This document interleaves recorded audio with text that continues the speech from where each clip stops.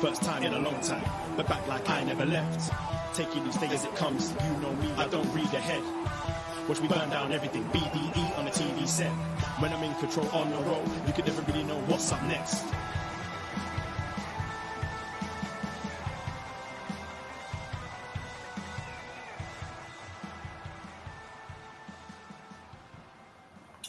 Hello. Hello, hello, hello. What up, doe? Braden Herrington here with Davie Portman and John Siino Evil. I somehow got transported here. I went through a portal, a Poisonrana portal, and here I am in Toronto at the BDE Tower. Hello, everybody. Live in Poison the Post portal.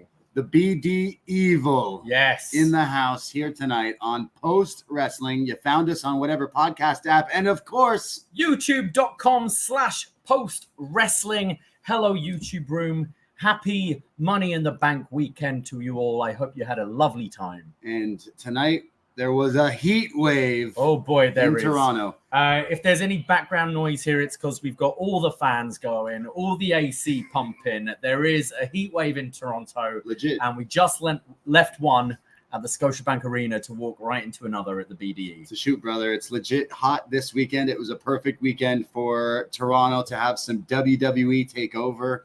And we're going to talk all about some NXT Heatwave. If you're not familiar with us, welcome to upNXT. We are your NXT post shows every Tuesday and every time they do one of these PLEs.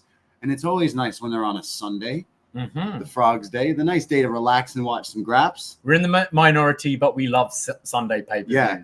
Way so better for me. I mean, it's not like we just spent 3 days in a row of that wrestling. Is true. So, I mean, yeah, but Sundays are a great day for that. So, yeah, we're going to talk about some NXT Heatwave, which was a great show. We're going to get into that and maybe chat a little bit about our weekend here. But absolutely. Search us in your socials at Poisonrana Pod, Instagram, Twitter. Give us a little follow there and check out all the stuff, all the shenanigans we've been getting up to, including, got to start the show by giving a big shout out to anyone who showed up this weekend at the cash-in at Wide Open in Toronto, and to those who were there in spirit as well. Thank you. We had a great time hanging out with a lot of our listeners, meeting old listeners from way back to new listeners to all sorts, and to people who made some cameo appearances. Thank you very much. Oh, yeah, it was awesome. We, to use a wrestling term, we called an audible, and we changed what the cash-in was going to be, and I think it worked out for the better. I know we had John, Way, Benno, Steph, and Brandon Thurston kicking things off earlier in the day at 1 p.m. With a very intimate, I think the first time ever a podcast has been recorded at Wide Open Bar. Yes, this dive bar. Making history, but that went well. We had the England game on, so I was very happy as well. And then you all just kept filtering in throughout the night, throughout the day, and we had such a great time. The cocktails were a hit, karaoke was a hit. Everyone had fun. The bartender enjoyed themselves. We enjoyed themselves. I enjoyed myself a bit too much. Iris, the superstar bartender of the weekend. She just really made everyone's day, and we had a great job. Davie's wrestling-themed cocktails were a hit. Did you try the Blue Thunder Bomb? Blue Thunder Bomb was a good drink. The Poisonrana, like the staple drink, obviously named after the show. That was probably the number one selling thing I kept seeing, though. But the Espresso Socoa martinis were... I needed quite a lot of them to get through the weekend. I think they finally kicked in now because I feel alive, perky, and awake. That's right. Yeah, exactly. It really helped to get you into the mood for wrestling and balance the alcohol also and everything else that came with it. But yeah, shout out everyone who was there. It was really special to hang out with everybody. We had W.H. Park, Damian Abraham, damn the mouth Lavransky. Oh, yeah. Bro, this Legend, shit, yeah. it was popping off and worlds were colliding. So again, the love is real, and we are very proud of the post wrestling community and the Poisonrana peeps and the pals and everything out there. So this was not the last. We'll be definitely doing some more as soon as they announce that damn Royal Rumble 2026. Siino, why didn't you announce that instead of retiring? We'll get into that. Yeah, also Maddie B was there. Hansi, shout out to everybody who showed up. New faces. A lot of people found out about it through like other events that are happening in Toronto. It was like, hey, there's a wrestling thing happening. If you're first time listening, welcome. This is Poisonrana, Post Wrestling. So welcome. And it's really cool to kind of be around all these people, like people that you've seen before, people you haven't seen before. It's always nice when you're in the midst of other wrestling fans. I mean, wrestling is a silly thing that just brings a lot of people together. Absolutely. As doing podcasts like this proves. So yeah, that was very fun, very special. But maybe before NXT, quickly, you guys kicked things off by going to SmackDown on Friday. How was that? Yeah, we managed to score some great seats thanks to a personal friend of mine who, got us sorted. We were second row for SmackDown and Money in the Bank, which was great fun. Got to see DIY, who, if you've been following this podcast throughout the years, we've been following their career very closely. Johnny Gargano actually made a cameo at our first event we did at Wide Open. So it all came back around as DIY won the tag titles in the main event. And the whole show pretty much seemed focused towards that tag match. But you know what? I thought it was a nice kind of way to kick off the weekend. We realized how hot this crowd were going to be just from SmackDown. Like, they were loud, especially last night at Money in the Bank. But yeah, I had a pretty fun time at SmackDown. Me as well. I enjoy these SmackDowns that happen before the PLEs, because then the PLEs are only 5 matches. So a lot of people are obviously not going to be on the show. So the SmackDown is a good excuse to see like a Jade, a Bianca Belair, a DIY. So it's a good opportunity to see people and kind of get like a gist of how the crowd's going to be. And I already knew the crowd was hot that night. I'm like, okay, Money in the Bank is going to be wild. Heatwave is going to be wild. But yeah, it was really cool. And obviously the amazing seats there that we had there. So thank you.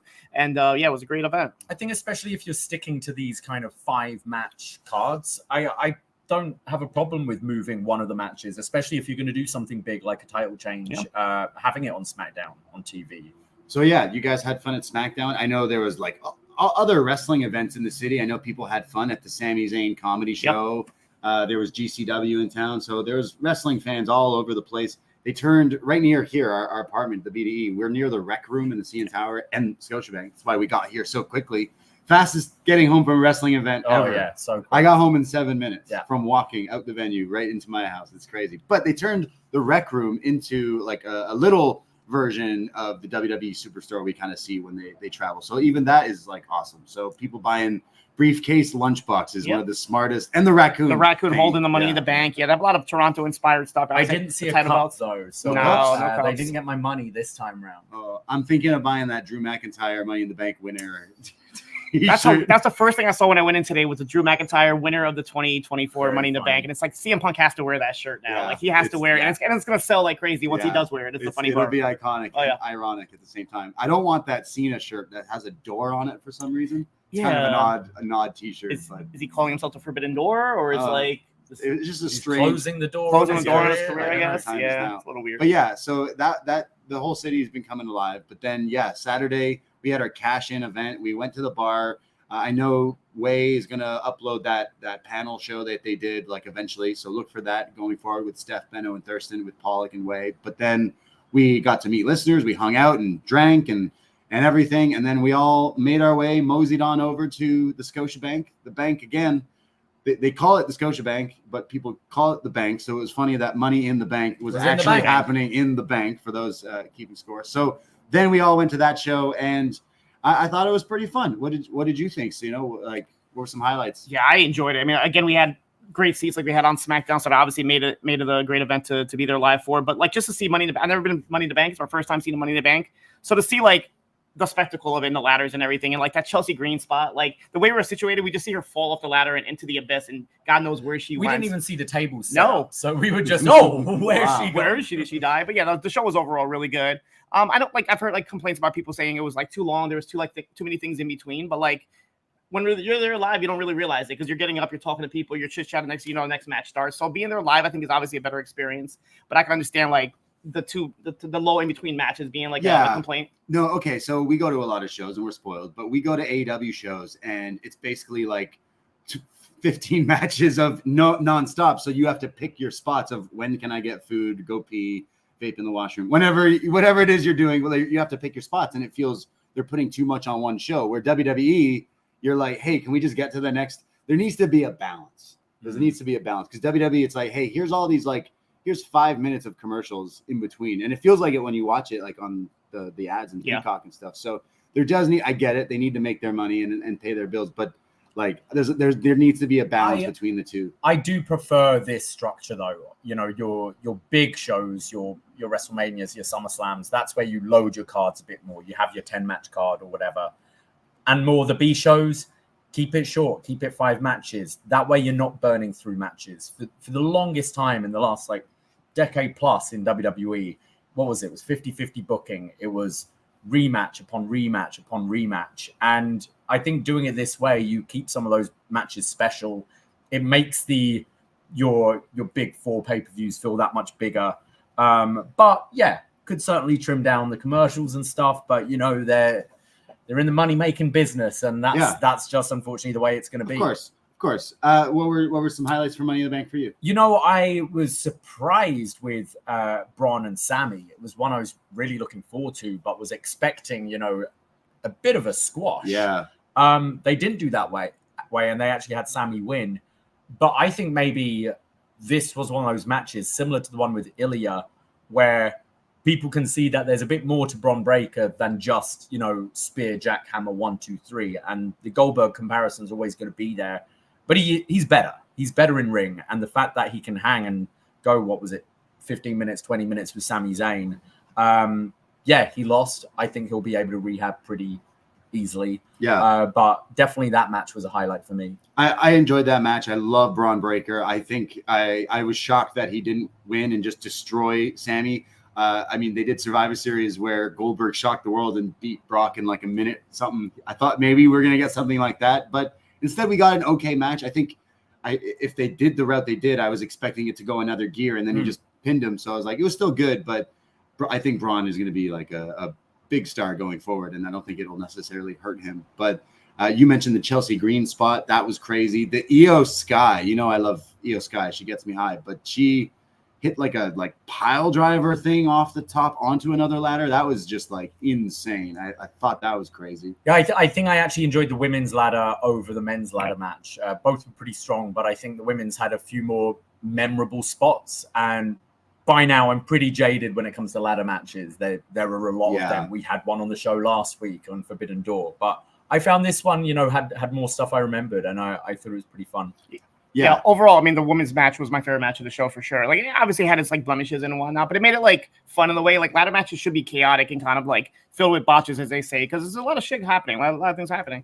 But like that was my favorite match. But as far as like moments go, like the CM Punk thing, like we kind of expected something to happen. You know, people were like, maybe it's gonna be AJ Lee, maybe it's gonna be Larry making a run in. But it was CM Punk, and it was cool to have him come out there and do the whole brawl thing, to see that live. And kind of like when you're there live, you can see different things that the camera's not gonna catch. So like, who knows if they caught Seth Rollins, like the way he was yelling at CM Punk and whatnot. Like that was pretty cool to see. And obviously the Cena thing, like we heard rumblings of him maybe being in town, but like once I saw this beautiful young lady sit in front of me with a John Cena shirt by herself, and I'm like, she looks kind of familiar. Like, what does John Cena's wife look like? And lo and behold, it's her. And by the time I even like was able to turn around and tell Davie John Cena's music hits, and now he comes, and so that was like unexpected. Like as you said, we thought he's maybe gonna announce like a new, you know, Toronto paper PLE, but no, it's his retirement tour, which just kind of came in a left field. I didn't expect that to happen, especially being announced like that. A few people at our event, some people were saying that, believe it or not, they were seeing John Cena walking around. People were like, oh, maybe he's here and stuff. So that was pretty cool for him to announce the retirement. It hit me being like, wow, I'm old now because he's retiring. But and you know, I mean, we traveled out there for Sting's retirement match earlier in the year in North Carolina, and you know, that the success of Revolution was absolutely down to that. Yeah. But I definitely think there was a mistake in AEW not promoting those Sting's Last Dynamite in Cleveland. Sting's Last Dynamite. And you know WWE was going to do that for every single show. You know they won't miss out on this with Cena. And you know he said not retiring at WrestleMania. He's going to do a full year, a full retirement tour. And you just know, like, if their business is doing well already, like announcing that the last time you'll see Cena at a Rumble, the last time at the Chamber, the last time at Mania, these shows are going to sell ridiculously well. Going to retire. Yeah, he's done. And I think the last show should be like dedicated to him. Call it like WWE The Time Is Now or whatever you want to call it. That's what they're calling it. The Last Time Is Now. And have people on the card, like don't make it like a legend act, but have people that maybe have history with him, have matches and whatnot. But like, what's the final match that Cena has? I mean, you have what's his final Mania match, and then what's his final match? Those are like the two top questions. I guess he said he's not ending in Mania, so maybe they do like a Boston show where it's like the last. That makes sense. Like, yeah, I imagine Punk's called his shot already. Punk, Randy, Edge jump over there, get one more in. There's a few guys that come to mind. Do you put the strap on him one more time? Beat Rick. It's you could. It would be kind of cool to have the last match be Randy. I think as much as there was a day we'd be like, "Fuck, we're going to this match again." Randy's on what 16? Yeah. Like, could you do? Randy gets, 2 more championship I thought wins. he was 15. Is he 15? I think he's 15. Yeah. If he can tie it up and be 16, you can have Cena's final match. Does he break the record? Does Randy break the record?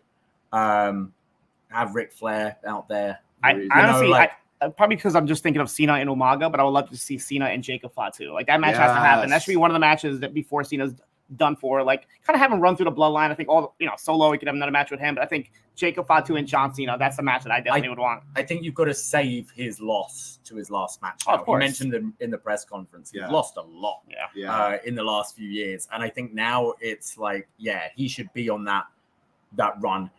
Do the Ric Flair story. The next match I lose is my last match, something like that. And end of an era. Appreciate the courage, John Cena. For retiring. Appreciate the courage. You got to do Cody. I mean, Cena and Cody, like they've wrestled, but like they never had like a spotlight. Not since Cody's been the guy. That's a big one. So that's gonna best probably. It might be one of the final matches. Like that's the biggest Americana match they could put off. Two the biggest guys, but it's definitely interesting. It's interesting that it's like Vince has been gone for like a year, and he's like, you know what, calling it quits. Now's the time.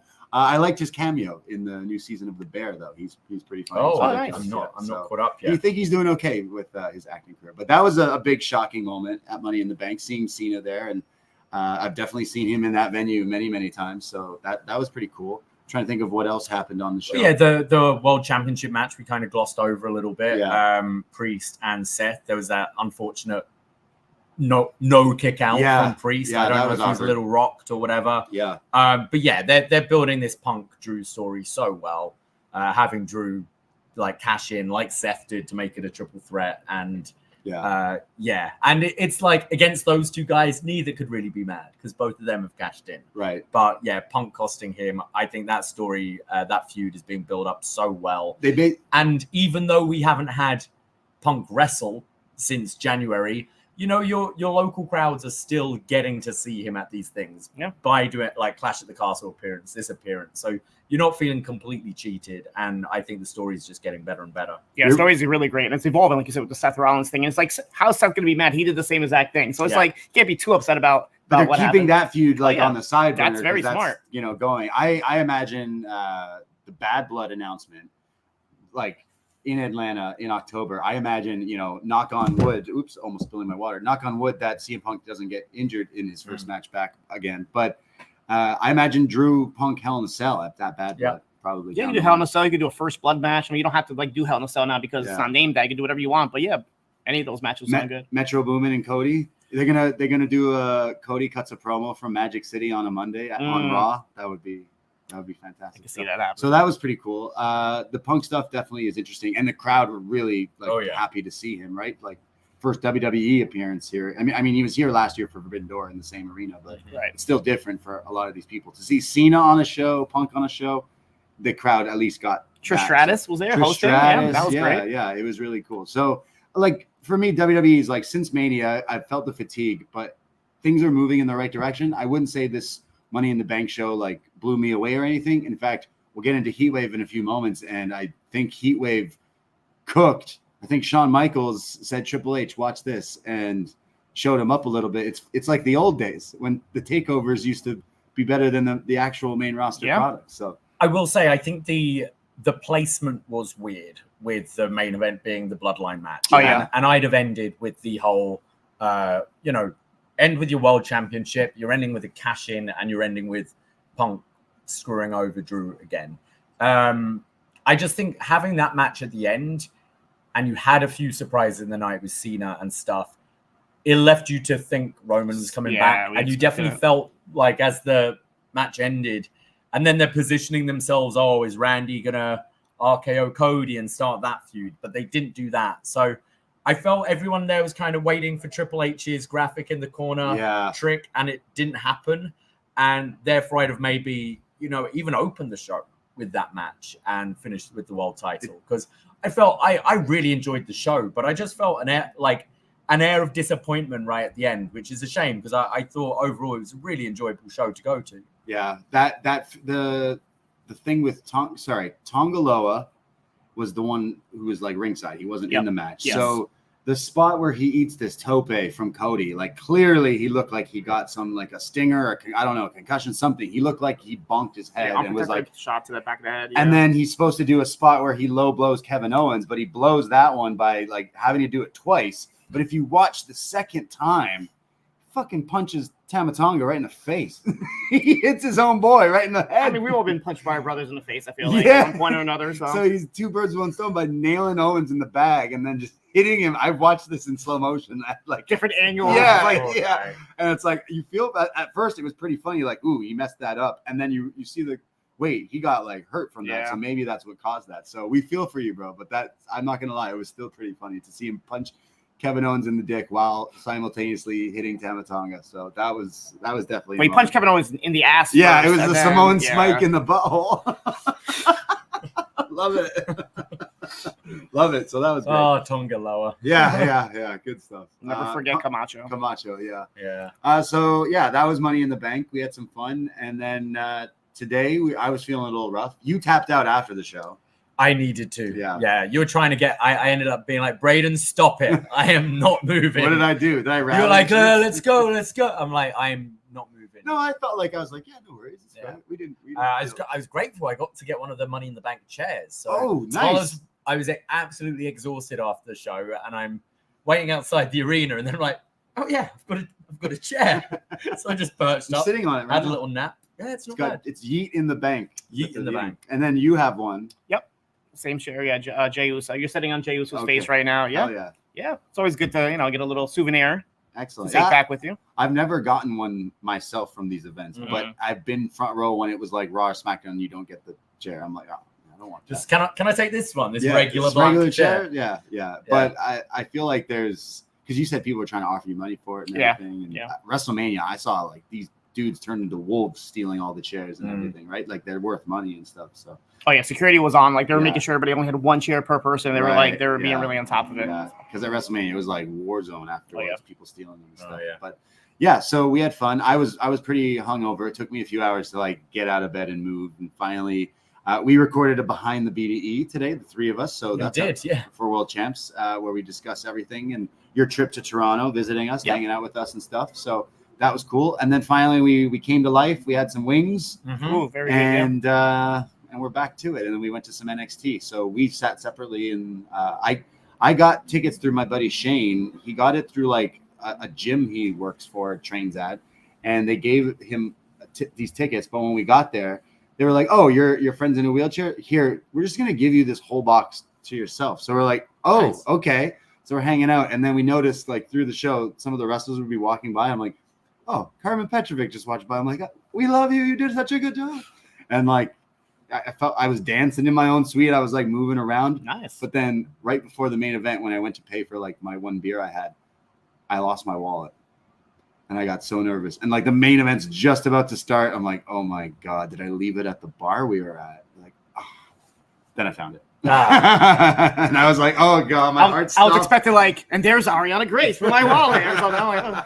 Right, I found it right as the main event like just kicked off, and my attitude went back to being normal. That's good. So that's why I made a good hear. We did all right as well. We bought the cheap seats that didn't exist, so got upgraded. Hell yeah, this was in the hundreds. So yeah, it's literally 2 weeks in a row happened at MSG. It's like you buy the seats that like don't look like they're real seats, and then when you get there, it's like, oh, that's closed off. We're gonna upgrade you, and that's exactly what happened with us. So. Well, pretty lucky these past 3 days, I feel like, with our seats. We're giving away our secrets, though, because other people do this now. Yeah. Yeah. Well, shall we get into it? Yes, we're going to run into NXT Heatwave. We're going to run it down. I mean, we go live every Tuesday here on Post Wrestling, and you want to hear more of us Sundays on Poisonrana. Search Poisonrana in your podcast app as well. Hit that subscribe. And for more, patreon.com/Poisonrana. We're putting up our last Nitro review with Jacy from the Six up this week, and it's Shark Week, so we'll be celebrating too. So $5 to become a friend, and that's how you can support your boys. Do we announce the winner of our Shark poll? Yeah, you said you would. Yeah. We will be reviewing Sharktopus, starring Eric Roberts. What happens when half shark, half octopus attacks Eric Roberts? It beat all the other movies. You all voted in our tadpole. Find out this week. Yeah. Wow. I consider myself a horror movie freak, and I've seen pretty much every movie. I've never even heard of this movie, but I'm going to have to watch it now. It's going to be great. And then one last plug. We love our friends over, meaning Vicky Bird, at chop-tees.com, because if you're watching us on the YouTube, you'll see that we're rocking some very nice merch. We got Poisonrana hats, T-shirts, hoodies, but more importantly, these Poisonrana button-up shirts that have matching shorts. They do. Now, shout out to anyone who's bought some of our stuff online and sending in the pictures. I fucking love it. But shout out to everyone who's been rocking it and people wearing the merch to the events this week and from all around the world. So it's just awesome to see. And that's how you can support us. We got Poisonrana stuff. We got What Up Doe, Shot in the Dark stuff. And it all goes to us, your favorite small-time content creators. So that's a great way to support us. And it's the best time to support us because there is a summer super sale going on. So just head over to chop-tees.com/Poisonrana. And I think you only have a couple hours. I'm pretty sure. Off. Oh, yeah. Ends very soon. Yep. So get on it and get your gear ready for SummerSlam. Yes. But let's chat about some NXT. Let's do it. NXT Heatwave from July 7th, 2024, live at the Scotiabank Arena in Toronto, Ontario, Canada. And we have the kickoff show. The two Torontonians, Arianna Grace and Karmen Petrovic, teaming up to take on the team of Jacy, Jayne and Jazmyn Nix.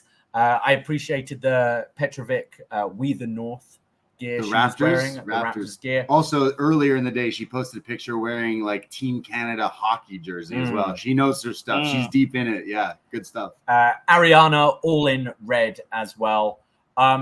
Jacy and Jazmyn get the beat down on Karmen for quite a while, building up to the hot tag to Arianna, who got a great pop, I thought, coming out.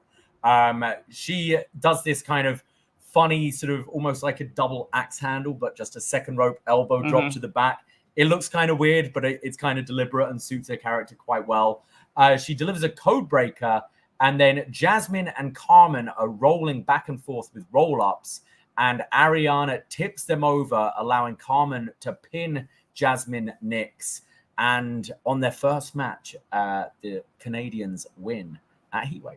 Yeah, it was a great way to start the show. Obviously, get the crowd invested in the hometown heroes here. And I'm like, wow, this could be the start of a beautiful tag team.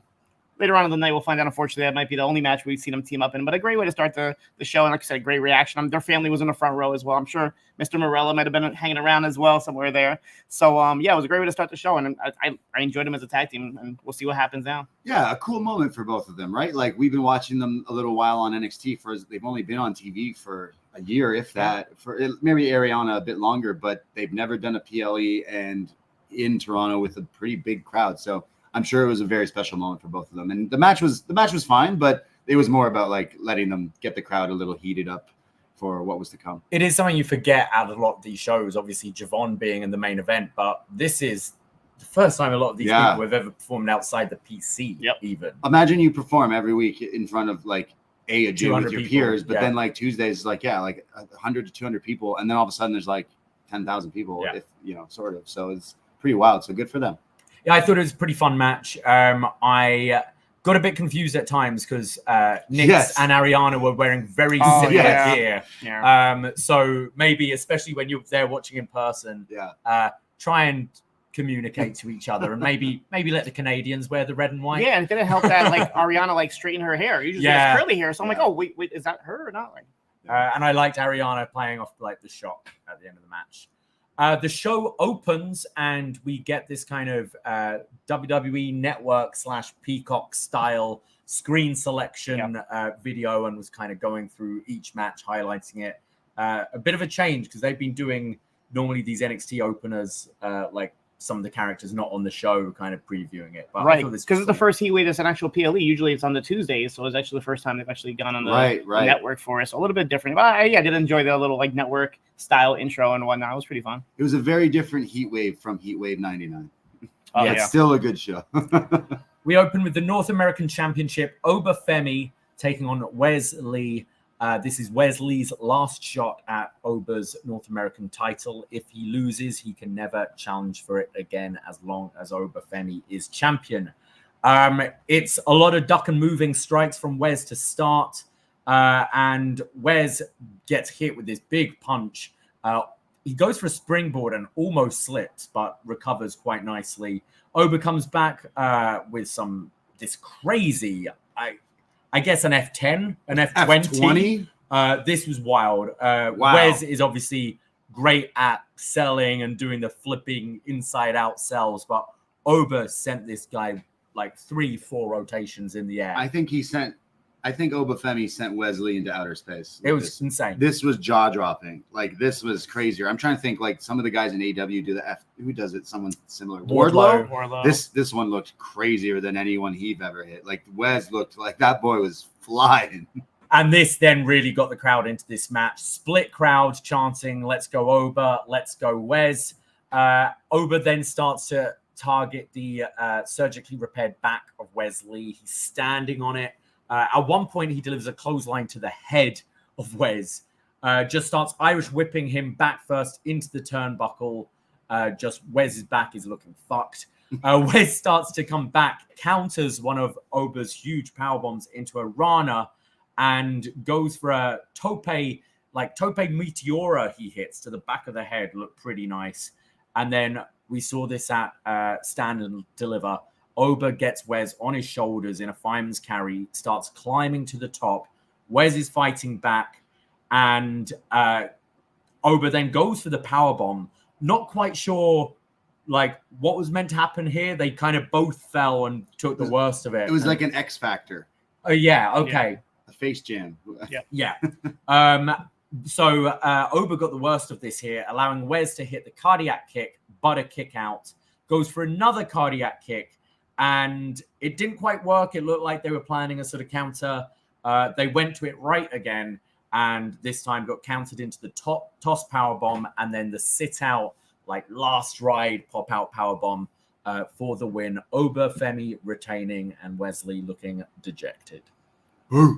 Yeah, this match was wonderful. On the way back here, we were trying to think of what our favorite matches were. And after hearing this recap, this might honestly be it. Like, this match was fantastic. And starting with this match, the crowd was pretty much like 50-50 on all the competitors for the rest of the event.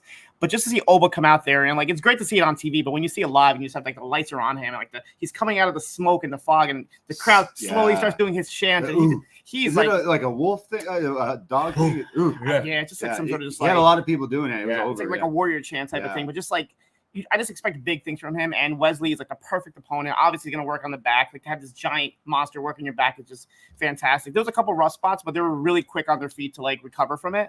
And I think the right person won, and it should be interesting, what Wesley's next chapter is, as we'll get into. But it was a great way to start the main show proper. Wes is such a good guy to sell and flop around and stuff. Like, Oba's still very green, right? Yeah. Like, he's only been on TV for within the year, and he's been on this great run, but he's been protected in multi-man matches and TV and stuff. But having him go out one-on-one, this was a big test for him, and I think he definitely succeeded. But his natural presence, just he's makes stoic. him star. He's got an aura about him for sure, and especially when you're there in person, you can really just tell. It's like when you see Brock Lesnar in the ring. The airport test. Different. You know what it felt? It literally felt like you're at the Coliseum and a gladiator is coming out from under the zone. Like, that's what it felt like. Even his when gear. he came out. Yeah. He's still. I'd say kind of across all the matches tonight, there were a lot of quite ambitious spots, considering how new to this some of the people are. Yeah. There were times where Oba got caught, kind of being in the wrong position, or maybe not quite know what's going next, especially leading into the finish, which was a shame. But that comes from an experience, and you can't really teach like the aura and the strength this guy has. And I thought the good completely outweighed the sort of slip ups in this match. No, it was awesome. I was really happy to see these guys live because again, like we watch NXT and this is not a touring company. It's not like you can see these talents until they're in the main roster when they're traveling. So to see Obo, we saw him at the last one in Philly, and that was kind of the show stealer for this one, and it's kind of the same thing. So I don't think it's a hot take, but Oba Femi will be a big deal in WWE. Like Braun Breaker versus Oba Femi, WrestleMania 50 or something. Hear me out for a second. John Cena versus Oba Femi, like, if they can do that within a year, that would be a pretty cool match. Like, I'm wondering how fast they fast tracked it. If Vince was still around, he'd be like, put him on the main roster right now. But like, again, he's only been wrestling for a little while, and you could tell, he's still learning, but already he's got the aura.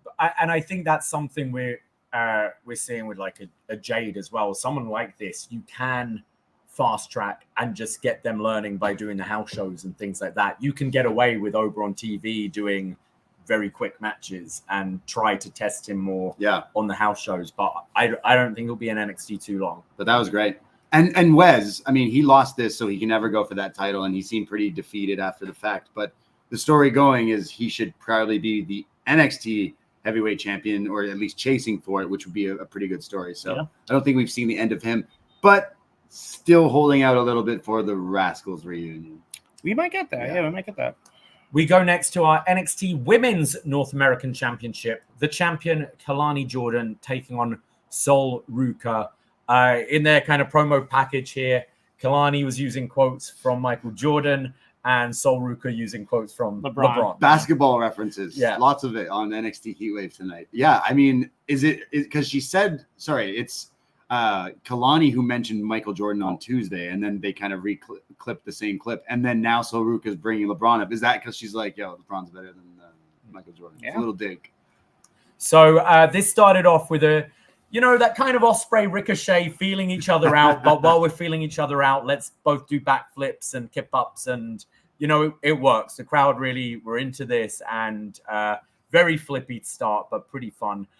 There was a low crossbody from Kelani where she seemed to hit the legs. And I was worried early on that Sol might have re-injured her knee, but they seemed to recover from it. Lani handstands out of an X Factor and delivers another crossbody, which looked pretty smooth. And then a corkscrew plancher to the floor from Lani. Sol then hits this springboard 450 clothesline. 450 buckshot. Yeah. Ridiculous. Right? What? I again, like my jaw almost dropped. Like, wait, what did she just do? My brain can't even figure out how you did that, but crazy. There's then a poison rana from Kelani, followed by an Asai moonsault to the floor. Sol comes back with a running moonsault, like running up the turnbuckle to the floor. And this was kind of a great kind of count-out tease here. They're back in the ring, and there's a counter into a kind of rough-looking powerbomb from Kelani here. Again, was a little concerned, was quite high on the shoulders, and the ref checked on her. There's then a 450 splash from Lani, but Sol gets the knees up. Sol goes for the Soul Snatcher, but this gets blocked and turned into a near fall. And then they're both fighting up the top. And Kelani Jordan delivers an avalanche poison rana, followed by the one-of-a-kind split-legged moonsault, and Kelani Jordan retains. This is a great match. The video packages you mentioned, I think, was perfect to introduce both of their gymnastic backgrounds. You had Kelani Jordan, who was more professionally trained, and then Sol Ruca was like, I'm going to teach myself how to do this. And you saw her on the beach kind of learning. And that was a perfect introduction to the start of this match when it was literally they were just trying to show off. They're pop up and show out, right? And it was just amazing. And some of the moves, like that springboard 450 was fantastic. I think I went on my phone right away to try to find a gif of it just to did I see what I think I just saw? Yeah. And of course the Poisonranas, they had the support for Toronto. They must have seen all the gear in the crowd. All the Poisonranas. Yeah. So they did the Poisonranas for us, absolutely. Do you shout it out loud like I do? I do. Yeah, I'm pretty sure I probably heard you. I'm like, yeah. Of course. I always do that every wrestling show from now on. Whenever somebody hits a Poisonrana, I'm the Poisonrana guy. Best move ever. But the match was fantastic. There was a couple scary spots, as Davie had mentioned, but I think the right person won. Kalani's just getting started here, and Sol is, the one thing we didn't see a Soul Snatcher, right? I know. We could have seen it somehow, but it's okay. But other than that, it was great. First time seeing Sol Ruca live, so great experience, and I love this match. Kalani has totally stepped up and deserves this title shot, and I think me and you are on the page. Maybe they're gonna eventually turn her heel, and I think when she does, I think she'll be a fantastic heel as well. But I am a big Sol fan, and I'm kind of what do they do with her right now? She could be someone who's another challenger for the title. But again, they're both still very new at this, and they're getting really good really early on, and I'm thinking these two could be something in WWE as well. But I love me some Sol Ruca. Absolutely. Yeah, I thought it was a really ambitious match. They planned a lot in this and a lot of things that they knew were going to get this crowd going crazy. And look, like Sol was injured for the best part of a year. She started her career in June 2022. Yeah. Kelani late 2022. Like both of these women have wrestled under 2 years, have under 70 matches on their belt, and they're doing this kind of match. Yeah, I thought there were a few scary moments because maybe a little over-ambitious at times, but I'd rather see this than headlock takeovers, throughout the whole match. I thought they really killed it and really won this crowd over. They're only going to get better, and they're very it's young. Crazy. Yeah.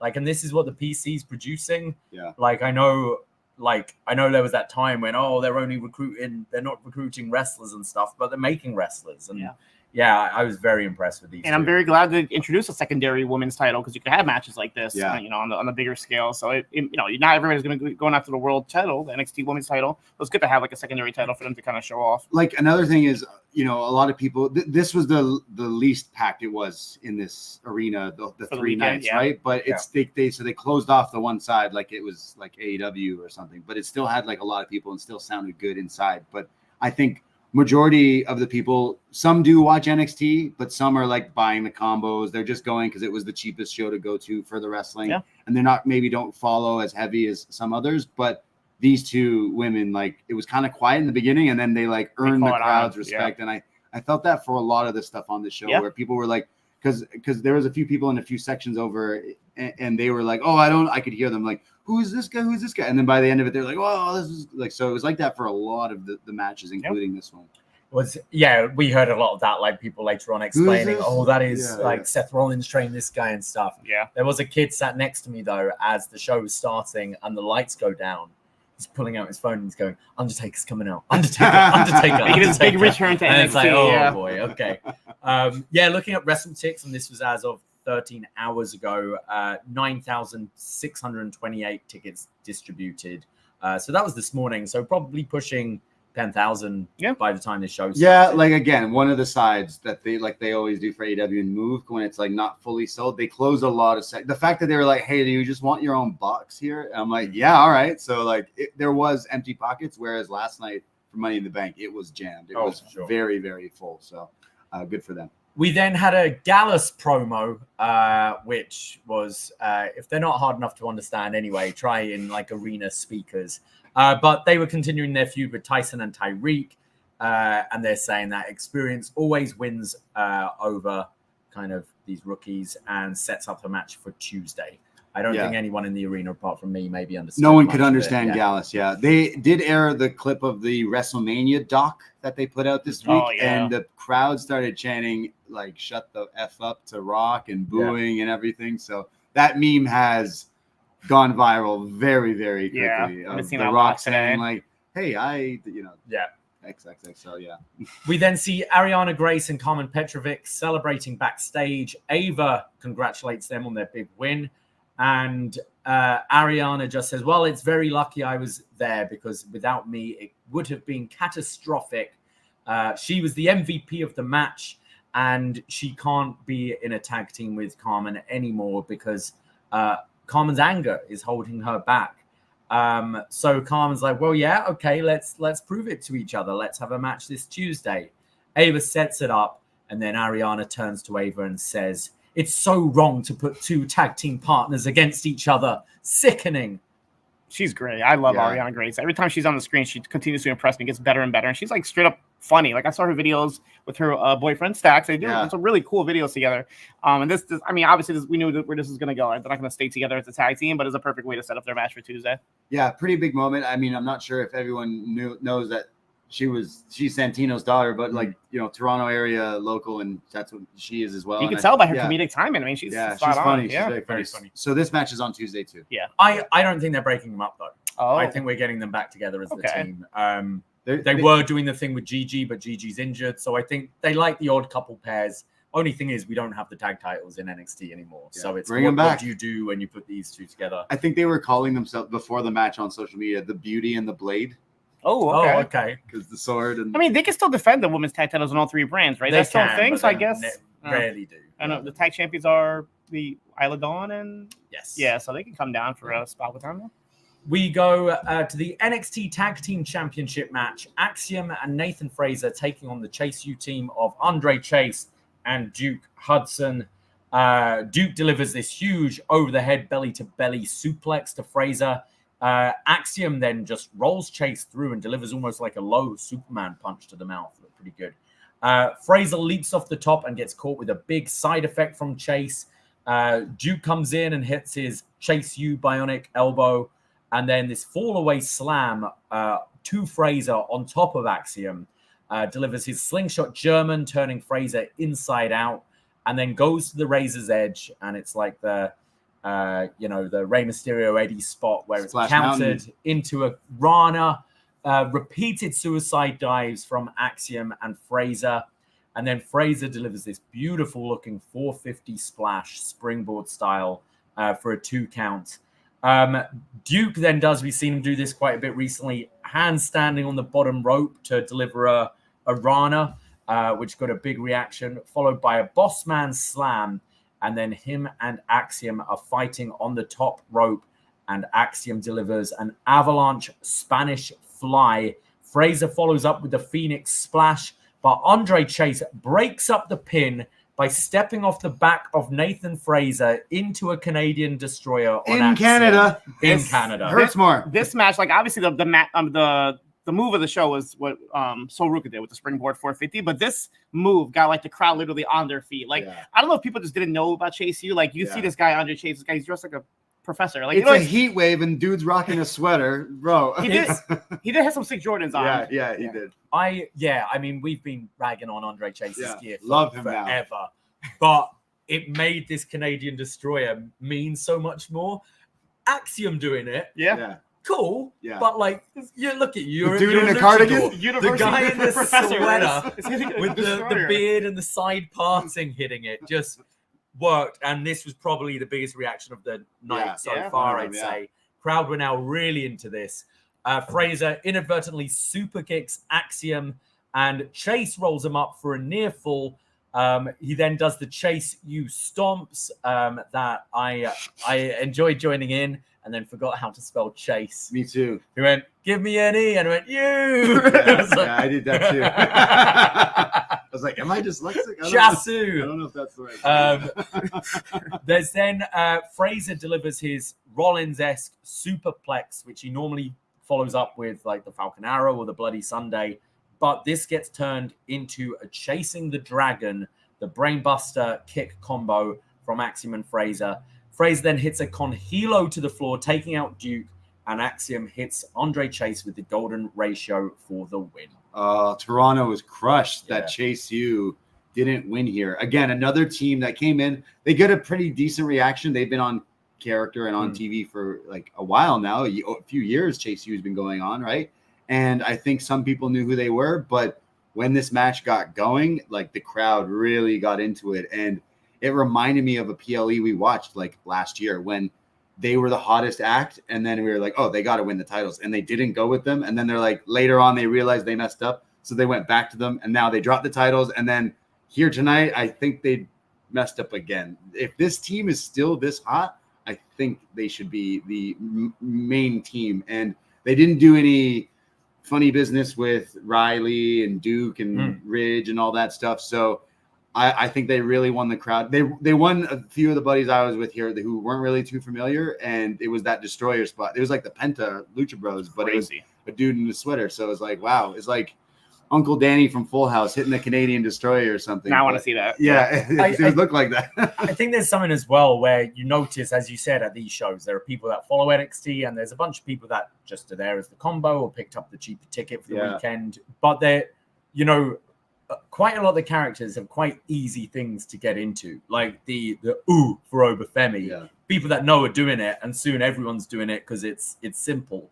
And it's same with all the U spots with Chase U. And this match completely over-delivered. Yeah, I think we were a little down on it. We like the two teams, but we were like, this tag division's lacking. And they went out and killed it with this match. Yeah, this may have been my favorite match on the show. Yeah, this blew me away because the first 2 matches were amazing. So when this came on, I'm like, okay, it's a low spot. You might have some shenanigans. Ridge wasn't ringside. Maybe he's going to come out. Riley Osborne might do something. So I'm like, didn't expect anything of it. And then this match turned into a freaking amazing tag match. Like you said, it could be anybody's match of the night for sure. And like the crowd, if they didn't know who Chase U were, they probably had fans coming out of this match alone. But that Destroyer spot came out of nowhere, and it was fantastically timed, and it was so well executed. My only gripe is they didn't win. I think they should have. And then the story with Ridge, like actually Ridge, we're kind of good without you, and then that kind of starts some sort of rift there. But I think the placement of having Axiom and Frazer, their storyline is they're kind of been beefing, and then they tease the super kick to him and everything. Eventually, they will break up. But Chase U is the biggest tag, is hotter than the champions in this promotion. I mean, you never know. Chase U's been around for a while. They might have plans to bring them up sometime soon, and I can see them as a tandem. They've proved that it gets over. Yeah. So like maybe give them a shot in the main roster, like on the main roster. So yeah, this one definitely surprised me. And like Duke Hudson, another like it was a poker dealer. I keep forgetting how good of a wrestler Duke is. I always see him and I think he's this big, goofy, funny guy. But then he's like such wrestling and he really shows off. And I'm just like, he's a really good wrestler. I was disappointed he wasn't part of that stand and deliver. You know, you had the heavyweight and I thought he would have fitted in that quite nicely. But yeah, I think there's definitely after this new interest in Chase U, and especially we've got a bit of dissension with Axiom and Frazer going on. Like they lost, so do you think there is going to be some sort of potential split where like maybe Riley or Ridge break off from them? I just hope they don't at this point split Duke and Andre. I think that's the real like team. But if you have Riley, this Riley kid like break away and turn on them, I think that's the direction they go. Yeah, when Riley came out, I thought he was wearing a Macho Man shirt at first. I'm like, what is he wearing? And I looked closely, and he pointed out Thea has the same one. It's like purple Chase U, and Raptors. I'm like, are they going to split? Oh, Raptors. That makes perfect sense. But I'm like, are they going to split up and do Chase U purple? I told you the Chase U Wolf Pack. There we go. Different universities, different sororities. While we're on Raptors talk, last night Carmelo Hayes had a pretty sick Raptors inspired gear as well. So a lot of Toronto representation. A lot of purple and everything for our team because they're like, we don't really want to support the Leafs, so let's no. But yeah, there was some Leaf stuff too. But yeah, shout out the Austin 316 shirt they were selling this month. Very, very clever. I knew some people that were selling ripoffs of that for a while, so I knew a lot of Torontonians were buying that and rocking it. So. We see Wesley backstage who says Oba was the better man tonight and he needs time to figure out what happens next, and you'll find out on Tuesday. So Wesley addressing his future on Tuesday. Any theories? Yeah, I mean, you had mentioned him possibly going after the world title. I wouldn't do that just yet, but I could definitely see because Charlie Dempsey, I didn't watch TNA, but I know that Charlie Dempsey got involved on the TNA show with the Rascals. So you could definitely do something with the No Quarter Catch Crew and QCC versus the Rascals team up with Wesley and TNA. On TNA, they maybe kind of transition it through both shows. They've announced they're sold the most tickets they've ever sold in like 10 years. Montreal's anniversary. So maybe that's where you would do something big like that and have the Rascals reunion. So yeah, and I think that's a good way to get Wes then into the NXT title picture. After that, you can have like Nash and Trey be like, hey, it's been great, but you've got bigger things you need to do. You need that NXT championship. So once you're done with this TNA like connection thing, and especially now Ego's the champ, I think Ego Wes is something we can definitely go to. Absolutely. That's like post-summer big pay-per-view for that. That's for sure. We get announced the next NXT event is the Great American Bash. It's going to be one of the Tuesday specials on August the 6th. So not running SummerSlam weekend in Cleveland, but doing a special on TV after. Yeah, I mean, after like how good this show was tonight, you're kind of like, oh, why wouldn't you kind of do it? I think you'd find like an audience, but I guess the SummerSlam weekend's already... It is a little weird to do Great American Bash in August, like we just had our Independence Day, July 4th. So that's also, I didn't even think of that. So I mean, we just did a review of Great American Bash 1999. It was fantastic. So, maybe they got to bring back. What did they do on that? Well, that was a bad show. That was a very bad show. Oh, that was the dogs. Scott Steiner and trying to kill Sting with the pit bulls and stuff. All right, someone's gonna do that. So you're saying Braun Breaker's gonna stick the dogs on Sammy? yeah. If Braun ever recreates that, I'd lose it. Amazing. We go next to the NXT Women's Championship. Roxanne Perez defending against Lola Vice. I thought both women got a good reaction here, but Lola especially on her entrance. The people seem to know who they were. Yeah, I think the video package helped. They did a good job of editing her like emotional promo from Tuesday and mixing it and giving the story to the crowd who might not have been familiar, so they could get involved into the story. And then, yeah, I thought this was pretty good though. Lola goes for an armbar early, but that gets blocked. Vice hits a rolling cent onto the floor and then gets up and does her dance. I like the bit where she shakes her bum. Yeah. She starts delivering her quick kicks and hits the running hip attack in the corner. There you go. That's when she shook it. Rox goes to do the kind of Bret Hart spot where she kicks off the turnbuckle to go for a pin, but Lola counts it and locks it in a chokehold, and they both fall to the outside of the ring. And this is where Lola Vice goes for her spinning back fist, which she's been finishing people with.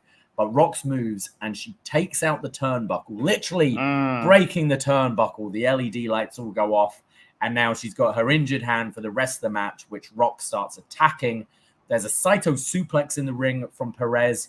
Rox then goes for a springboard moonsault, but Lola gets out the way and locks in a triangle.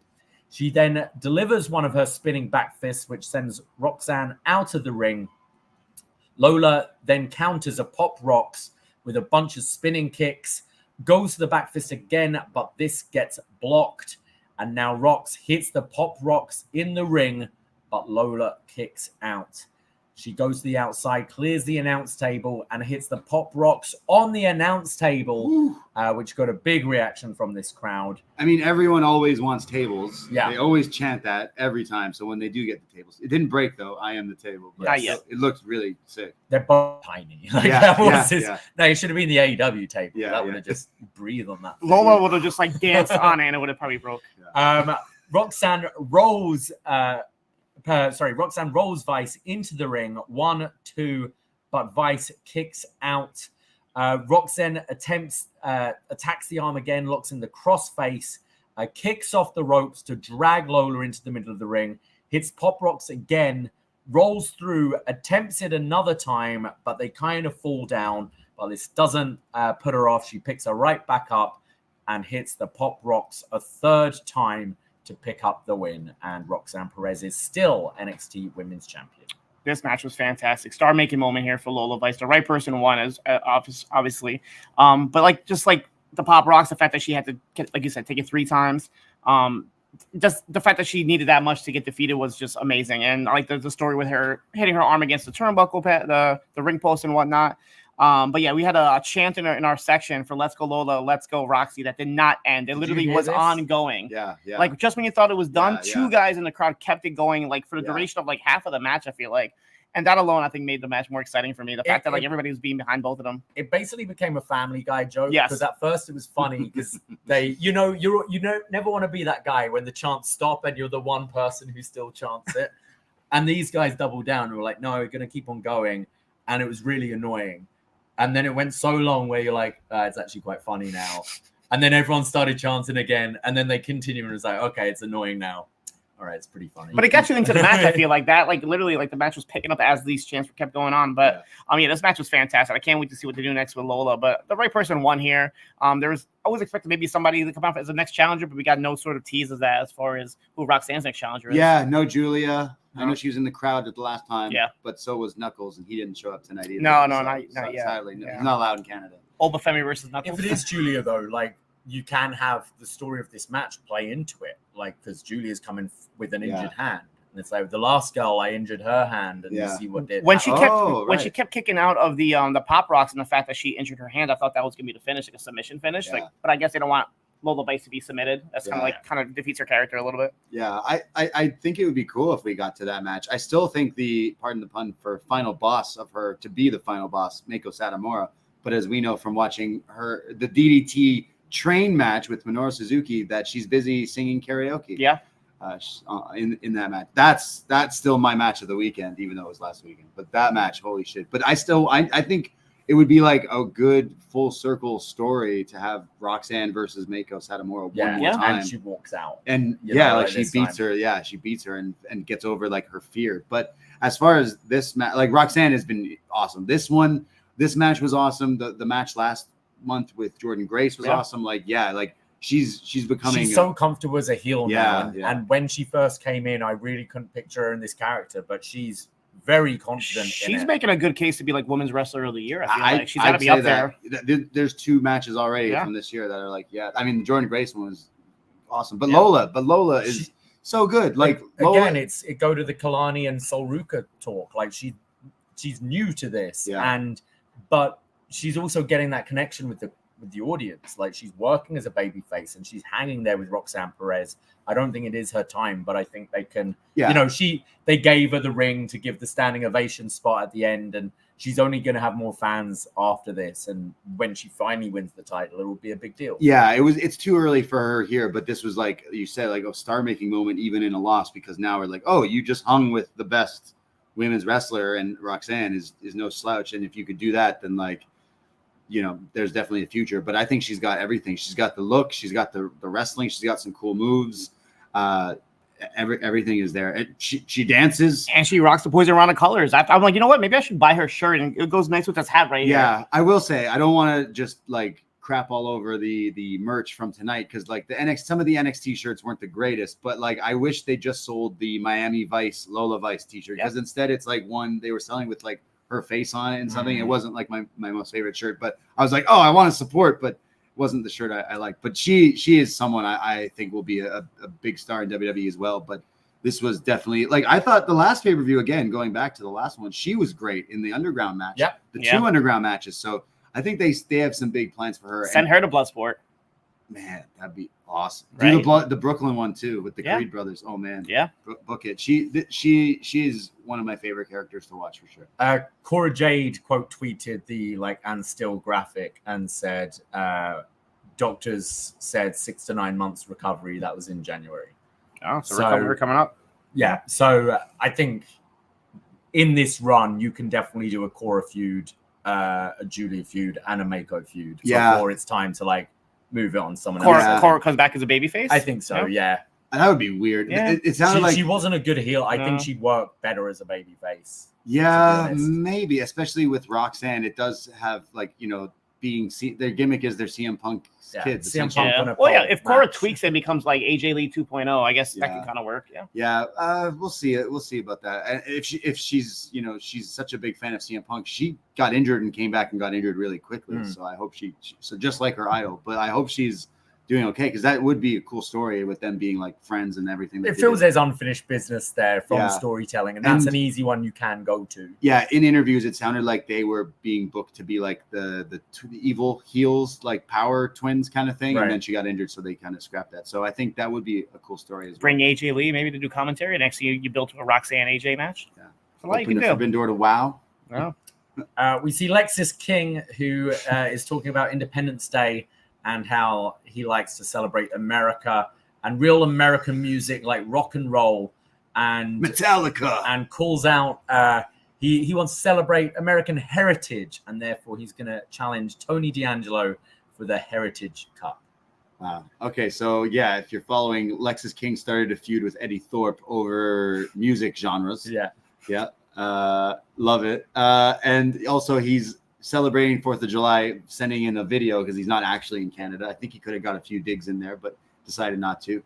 And then it cuts to Tony D's video. So Tony D'Angelo is now in his herb garden, smelling. I want one of those. Smelling some basil. I've started growing one. Yeah, I know. Yeah, I've got a basil plant going on. Basil for you North Americans. Twins basil. And he says, "Look, I was just, minding my herbs, and I do that when I got sent a video by my consigliere about a video from Lexis King talking about taking away the Italian Heritage Cup, which he started calling it, and if you think it's going to be a walk in the park, well, I'll solve it." He agrees to the match, and he says he's going to slap that fake ass beard off his face and go back to his garden and his basil plants.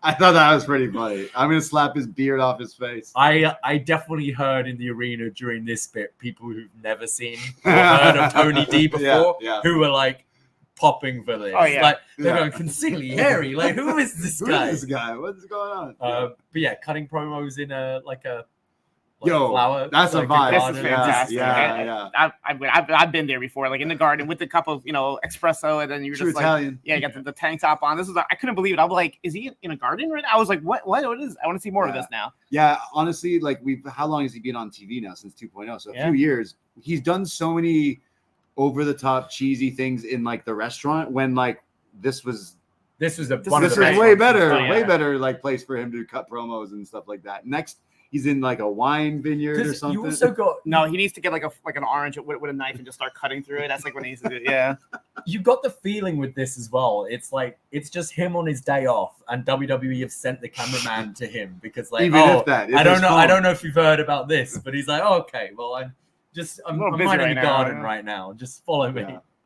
I hope that it's his real garden, but I don't know about that. So on Tuesday we have Wesley addressing his future. The OC versus OTM.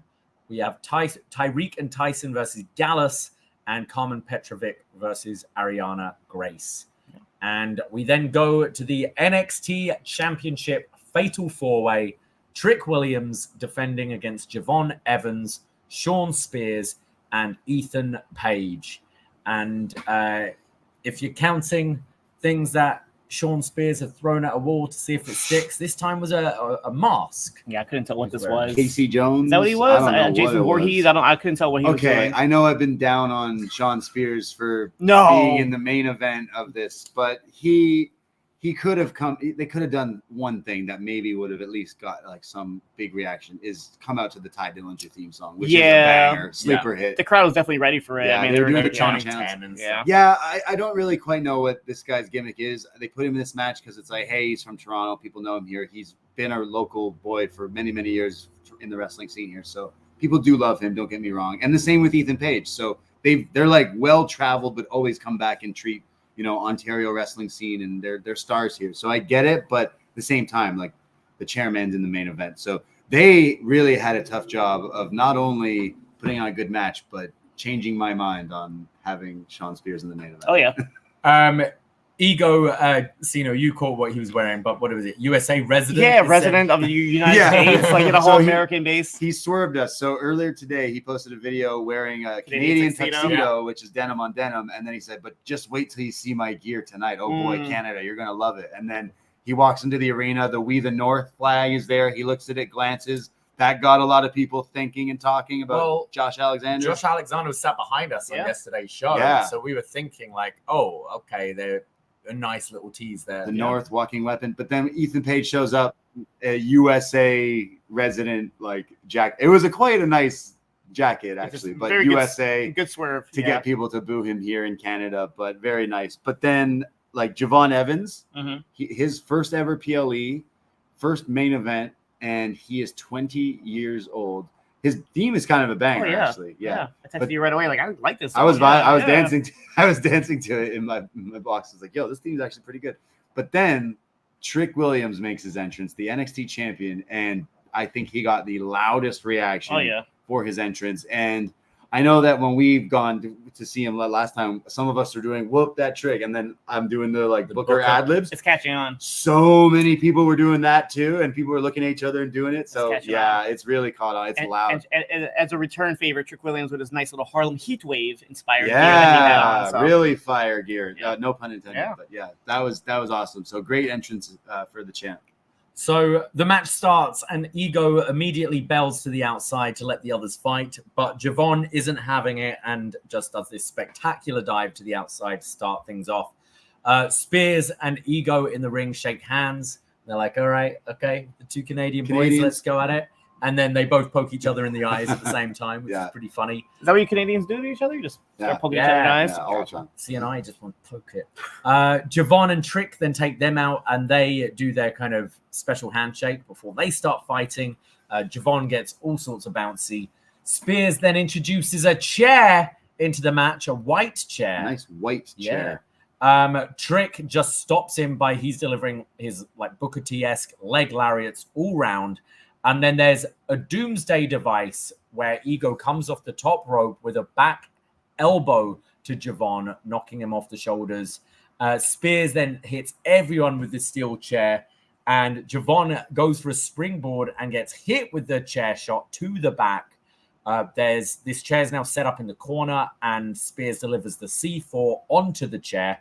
They're also handing out free C4 energy outside the arena before the show starts. That's probably why I'm so wired right now.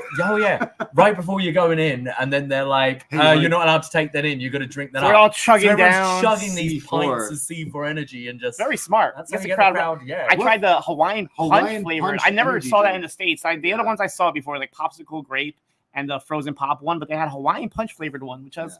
It was pretty good. Yeah. Pretty good. They now all start trading super kicks. There's a running blockbuster from Trick to Page, and everyone's down on the mat, allowing the crowd to kind of really get into it and stand up here. Trick then clears the announce table. He's fighting with Ego, and Ego's like teasing a razor's edge when Javon leaps over the turnbuckle with a Conhilo, which takes Trick out through the barricade. Now, Braden, I know you're sick of the barricade spot, but this was something quite different. This was taking it to a whole other level. Yeah, this was crazy. It's not often that WWE let people do that spot. That spot was popular in the indies like years where you're jumping over this. You're not your typical suicide dive or whatever. You're doing it over the whole turnbuckle to the outside. Wes would do this. Yeah, Wes. I think like Kushida used to do it a lot. Cedric Alexander, and like having Javon do that here, but crashing. Was it on Page and Trick or somewhere? It was on Trick. Page just got out the way. Like through the barricade. It looked crazy. And that was one of the highlights for sure. Spears then picks up Javon and hits an avalanche C4 off the top when Page throws Spears out the ring to try and steal the pin. And then Javon does this crazy leap to the top rope, delivering a Spanish fly to Page. One of the best Spanish flies that they got height on this thing. Both guys, like Javon is a springy, but he's tall as well, and Page is a big boy, so this looked great. He then hits the springboard cutter when Trick breaks up the pin. Spears then teases a superplex to the outside through the announce table, but this gets countered by Evans with an avalanche cutter into the ring. Crazy. Followed by a corkscrew senton. Trick then, Javon goes for another springboard, but Trick knocks him off the top rope. And Javon Evans' face goes through this announce table. This was crazy. I mean, I get now why he says that boy is bouncy, because this boy got sent flying through this. This was a nutso spot as well. Like this had the crowd going nuts, and I was like, he's dead. He's gone from this spot. Trick had great facials here as well because it's his friend, and he's like, "Oh shit, what did I do?" And then he was like, "I got to Hulk up, got to get back into it." Champ, baby. He goes for his scissors kick to Spears, but gets dropped into a sharpshooter in Canada. Yes. But this time, Page breaks it up, hits the razor's edge to Trick. 1, 2, and Evans grabs Trick's foot, puts it on the ropes to break up the fall.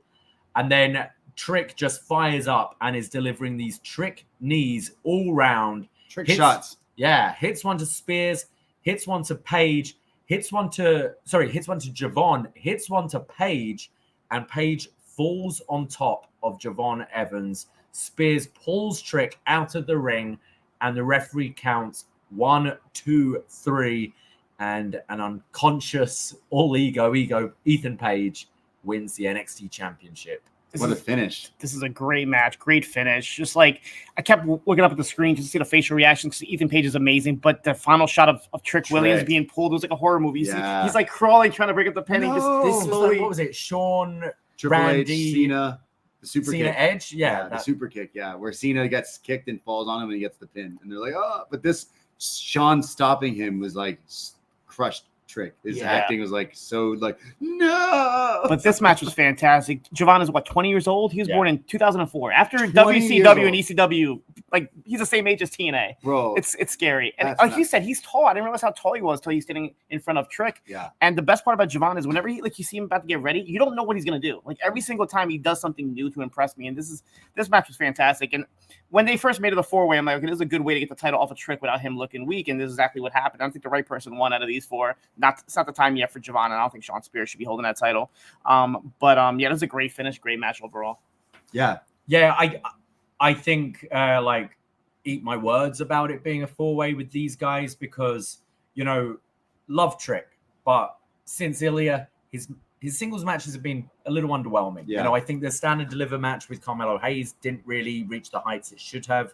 And the Ethan Page singles match was really disappointing. He's still not there yet in ring, and he does need more time in NXT. He's great. He's over. People love him. He's got charisma. Some of the stuff he does looks really good, but maybe when it's against some of these guys in singles, it's not clicking. Javon, you said, he's so young. He's 20. But like him being in this match, he'll just fly out of nowhere hitting these crazy moves. And then just having more bodies in it means there's no stopping in the match at all times. And I thought Spears and Page held it all together really nicely too. I thought this was a hell of a main event. Like Shawn Spears being in the main event. Yeah, I groaned at it for sure. But it reminds me of like that SummerSlam 4-way. Like they've mastered the like multi-man matches because it's like everyone has a key part in it. Like Shawn Spears being the catalyst to Trick losing here because he pulled his leg and stopped him, right? So and he brought the chair element into the match. Yeah, exactly, right? Like so there was some awesome stuff in this, and you know, Ethan Page, I think the last pay-per-view with him coming in and losing and kind of not really doing much with it, I thought it felt flat. And this is like what they needed to do when he came in right off the top, right? And like he is well loved. Like I went on Twitter right after, and all these wrestlers from like GCW, from TNA, from AEW were like retweeting him winning. Everyone's retweeting. Yeah. He'll wear this title well.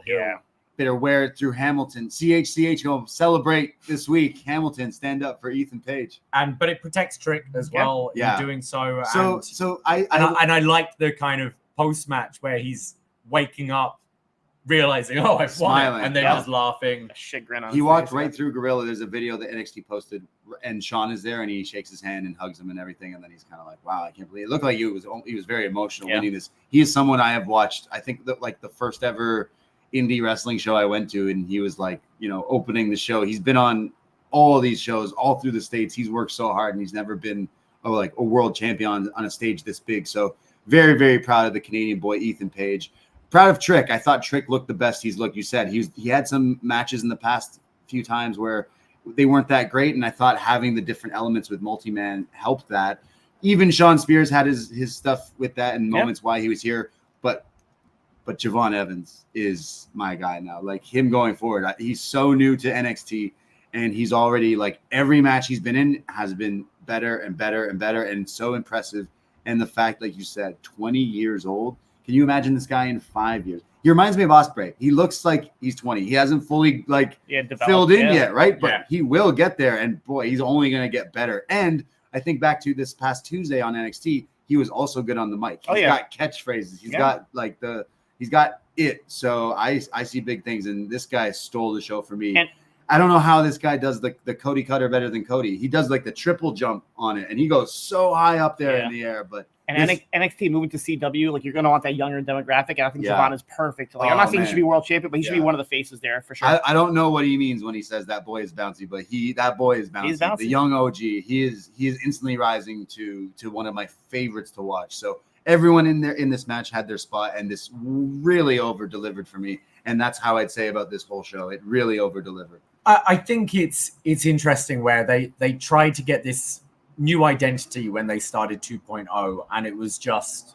like so forced, and it felt like an old dude trying to figure out what the young people like. And over the last year or so, just letting these characters naturally, like their personalities naturally come through, it's getting that like fresh, authentic, young vibe in WWE. It feels like a different show from Raw and SmackDown. And you saying CW, which I imagine are going to put quite a lot behind NXT, with it being their one WWE show they have, especially with Raw moving to Netflix. Yeah, like they're going to put a lot behind this, and I think your Trick Williams, your Javon Evans, they're the kind of guys you really want to highlight. And I just thought this show was so much fun.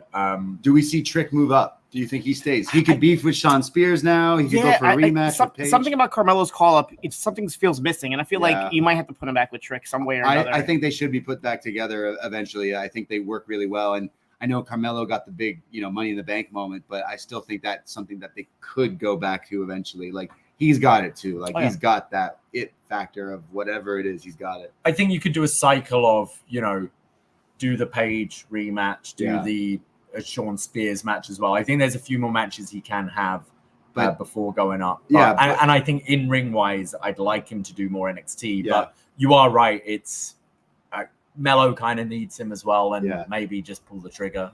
I think going forward, like Ethan Page, whether he puts the title on the line against Evans and a one-on-one on like Great American Bash or a rematch with Trick or something, but eventually Ethan Page versus Wes, I think, is down the line. But after tonight, Javon Evans should be gunning for youngest champion. Well, something that we didn't see, and I found out right after on Twitter, his next challenger might have been revealed because there was a little post-credit scene. Yes. So there was a little jump scare at the end of after Ethan Page was celebrating. If you say his name, he will appear. Yeah. So Joe Henry had a nice little cameo. It was like the start of his video just kind of popped up at the end of the show. Face. So smiley face. The crowd were chanting a lot for him during the show. There was a lot of signs. There was people with his face on the sign. Yep. And everything. Everybody was loving that guy. So I think we're getting more of Joe Hendry in NXT very, very soon. So. Yep.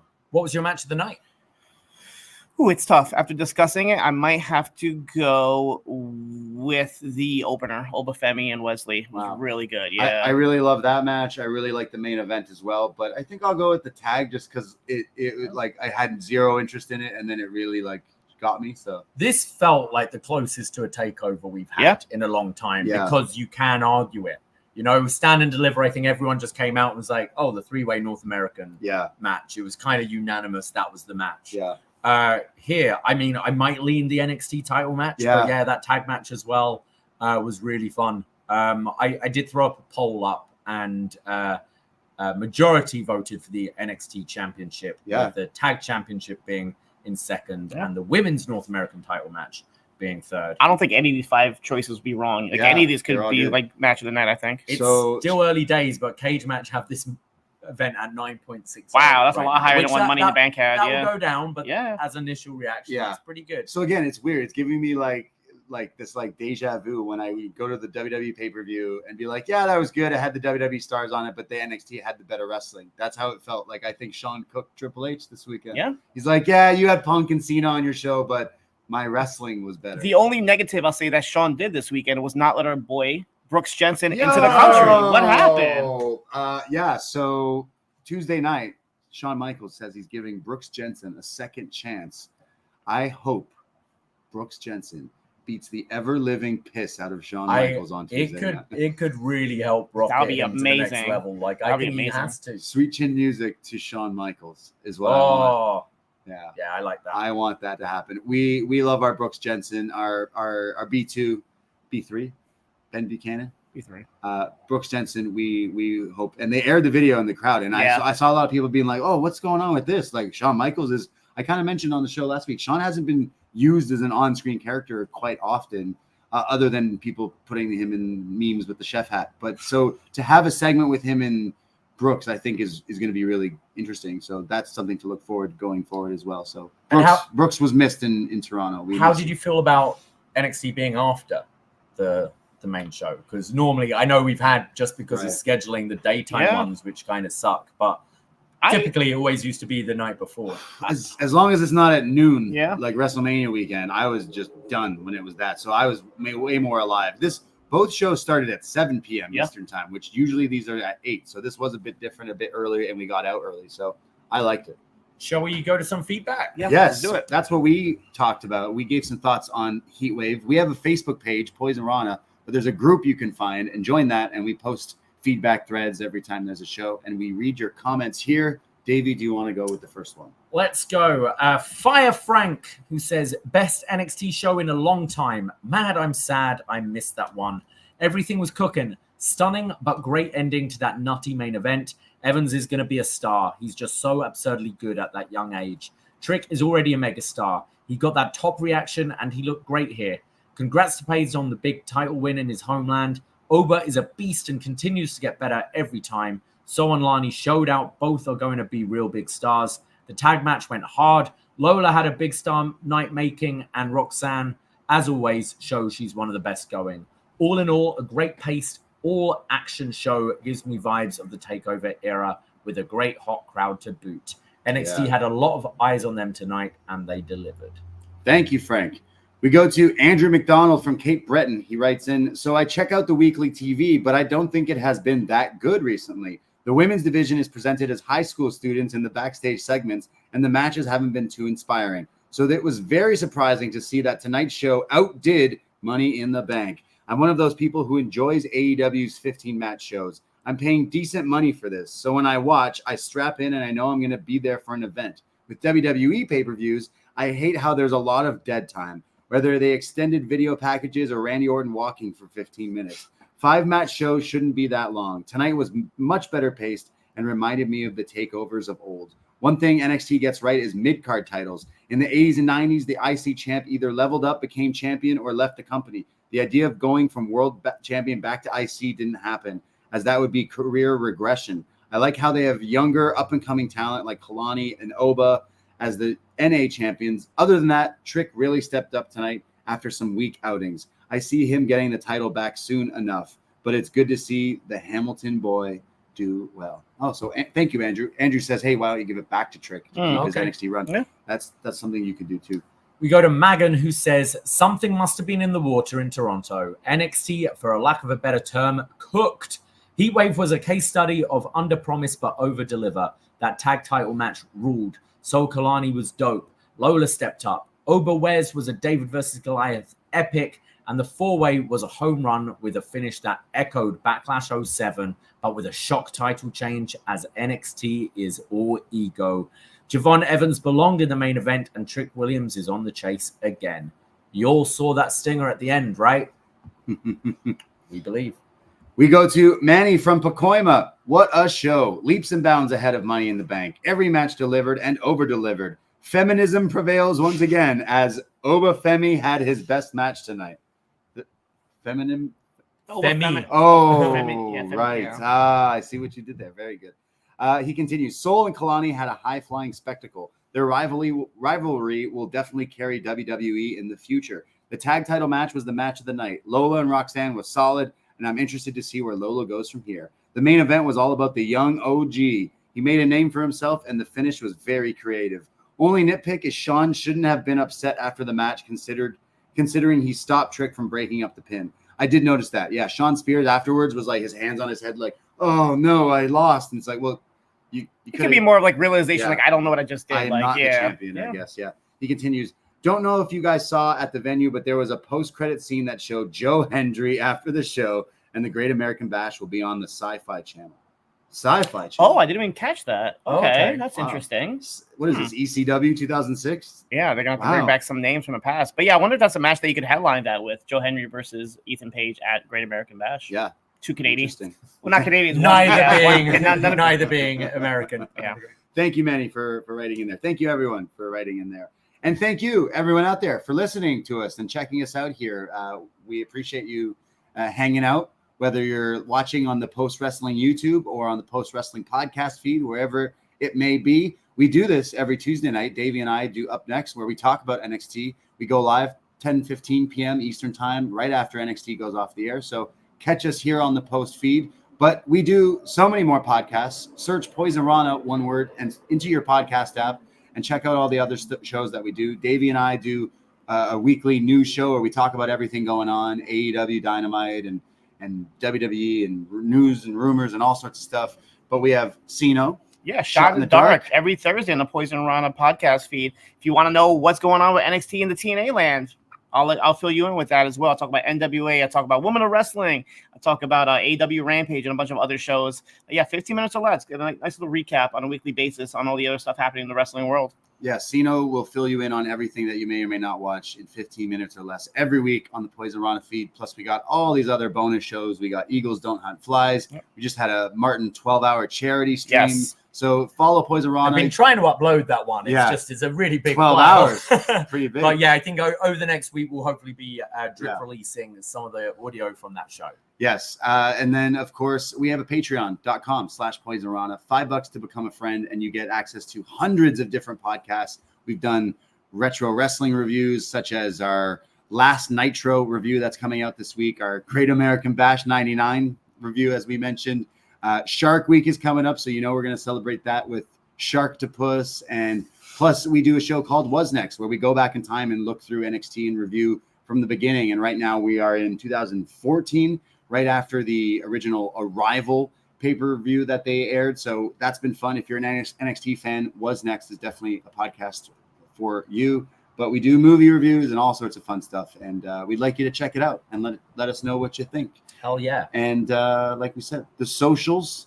Siino, it was great having you here in Toronto, as always. Absolutely. Thank you for having me here. You're always welcome. And everyone out there, appreciate all the love. And again, everyone who showed up at Wide Open, the love is real. And we'll see you down the road soon. We will. Yeah. And you guys have half an hour if you're watching us live before the Shop-T summer sale ends. It ends at midnight Eastern time. So make sure you get your What Up Doe baseball jersey and your fine Poisonrana merch and all the other fine merchandise we have up on there. Excellent. And you can follow at Poisonrana Pod, X and Instagram. And I myself, Braden Herrington, you can find me at the Brady. You can find me at Davie Portman. You can find me at Siino Evil. There you go. Thank you. Take care. Goodbye. Be safe. And that was one hell of a heat wave. Ahoy!